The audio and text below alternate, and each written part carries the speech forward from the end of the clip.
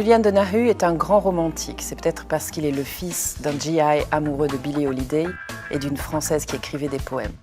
Lorsqu'il se sépare de sa femme Rachel, pour lui, c'est la fin du monde. Mais comme c'est un réalisateur de clips vidéo, il se doit d'être un peu gai.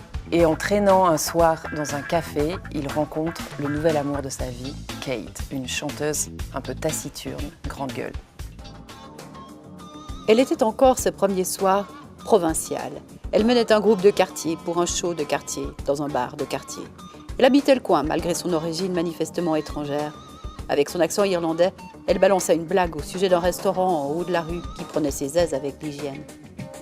La moitié de son set était composée de reprises, mais le public connaissait suffisamment ses titres pour brailler en chœur le refrain. Elle chantait les yeux clos, avec ses cheveux roux foncés qui lui tombaient sur la figure, jusqu'à ce qu'elle le repousse des deux mains. Julian était debout dans le fond près de la porte, vaguement méfiant, au moins vis-à-vis de lui-même, à cause de toutes ces innombrables, vénérables années.